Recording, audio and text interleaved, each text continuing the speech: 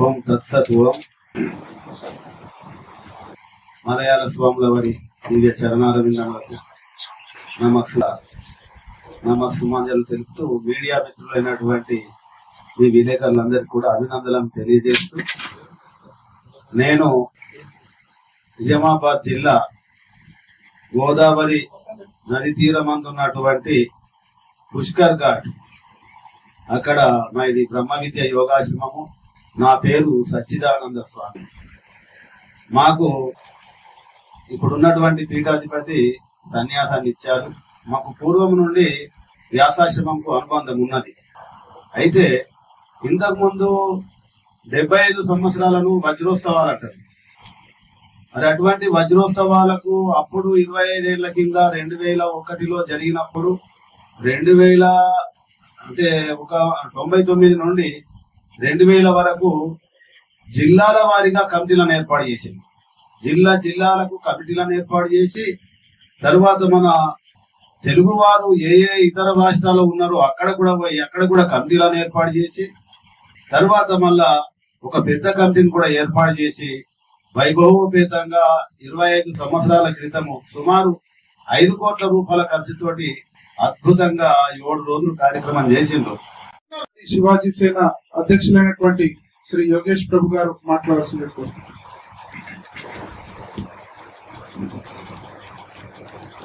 జై భవానీ వీర శివాజీ. వైలూరు యోగేష్ ప్రభు, ఛత్రపతి శివాజీ పీఠం అన్నమాట. కేపీహెచ్బి కాలనీలో ఉంటాను. నా జీవితంలో మార్పు, ఇంతకు ముందు ఒక ఆటో సమ్మేళనం జరిగింది. నా జీవితంలో కూడా ఆటో నడుపుదాం అనుకున్నాను. ఒక ఆటో నడిపే వ్యక్తిని ఈరోజు ఒక సాధువుగా మార్చిందంటే మనిషికి 2 కళ్ళు ఇంపార్టెంట్. అలాగే ఆంధ్రప్రదేశ్ లో 2 ఆశ్రమాలు నడిచేది. ఒకటి సుఖబ్రహ్మ ఆశ్రమము, ఒకటి ఏర్పేడ్ ఆశ్రమం అన్నమాట. అలాంటి ఆశ్రమంలో సాధువులు పెడుతున్న, ఆ మహాత్ములు పెడుతున్న అన్నం తిన్నాను కాబట్టి వాళ్ళకు ఉన్న బుద్ధే నాకు వచ్చింది అన్నమాట. 10 మందికి ఉపయోగపడాలని ఒక బుద్ధి వచ్చింది అంటే అది నా జీవితంలో మార్పు కారణం శ్రీ శ్రీ శ్రీ విద్యాప్రకాశానంద గారు. వారు టీవీలో చెప్తున్న భగవద్గీతని విని విని విని నా జీవితంలో మార్పు స్టార్ట్ అయిందనమాట. కాబట్టి ఆ ఆశ్రమంలో జరుగుతున్న అమర్నాథ్ రెడ్డి గారు ఏదైతే అన్యాయం చేస్తున్నారో దాన్ని తీవ్రంగా ఛత్రపతి శివాజీ పీఠం ఖండిస్తుంది. ఏర్పేడు వ్యాసాశ్రమం పూర్వము చిత్తూరు జిల్లాలో, ఇప్పుడు తిరుపతి జిల్లాలో ఉంది అన్నమాట. దీని సంస్థాపకులు సద్గురు శ్రీ మలయాళ స్వాముల వారు. వారనంతరం ప్రథమ పీఠాధిపతిగా విమలానందగిరి స్వామివారు, ద్వితీయ పీఠాధిపతిగా విద్యానందగిరి స్వామివారు, ఇప్పుడు ప్రస్తుత పీఠాధిపతి తృతీయ పీఠాధిపతి పరిపూర్ణానంద గిరి స్వామివారు ఉన్నారు. ఇప్పుడు వచ్చిన సమస్య ఏంటి అంటే 2005వ సంవత్సరంలో శ్రీ వ్యాసరాశ్రమ అభివృద్ధి కమిటీ అనే ఒక కమిటీని విద్యానందగిరి స్వాముల వారు ఏర్పాటు చేసినారు. ఆ కమిటీలో 11 మంది సభ్యులున్నారు. అవసరం ఉంటే ఇంకా 4గురిని కూడా ఏర్పాటు చేసుకోవచ్చు అని ఆ యొక్క రిజిస్ట్రీలో రాసుకున్నారనమాట. అదే విధంగా 2వ పాయింట్ వచ్చేసి వాళ్ళు రాసుకున్నటువంటి రిజిస్ట్రీలో 8వ పేజీలో సుస్పష్టంగా చెప్పినారు విద్యానందగిరి స్వాములారు. ఏమని అంటే, బంధు సంబంధీకులైనటువంటి రక్త సంబంధీకులు ఎవరు కూడా ఈ యొక్క ఆశ్రమ పరిపాలన భాగంలో కూడా పాలు పంచుకునే దానికి అవకాశం లేదు అని స్పష్టంగా రాస్తే, ప్రస్తుతం ఉన్నటువంటి పీఠాధిపతి ఎవరైతే ఉన్నారో వారి తమ్ముడినే స్వయంగా ఆశ్రమంలోకి తీసుకొచ్చుకొని పెట్టుకొని పూర్తి బాధ్యతలంతా కూడా ఎవరి యొక్క సమ్మతి లేకుండా, అట్లా స్వామీజీల సమ్మతి గాని అట్లా భక్తుల సమ్మతి గాని లేకుండా ఏకాభిప్రాయంగా ఆ యొక్క నిర్ణయాన్ని అనేది స్వాముల వారు చేస్తూ ఉన్నారు. దానిని ఖచ్చితంగా కూడా వ్యతిరేకిస్తున్నాం. అయితే ఇప్పుడు స్వామీజీ ఏం చెప్తున్నారు ప్రస్తుత పీఠాధిపతి అంటే, లేదు అట్లాంటి విషయాలంతా కూడా మేము ఎక్కడ రాసుకోలేదు, కాబట్టి నేను చేసే అటువంటిది సరైనటువంటి నిర్ణయమే అని చెప్తా ఉన్నారు. స్వామి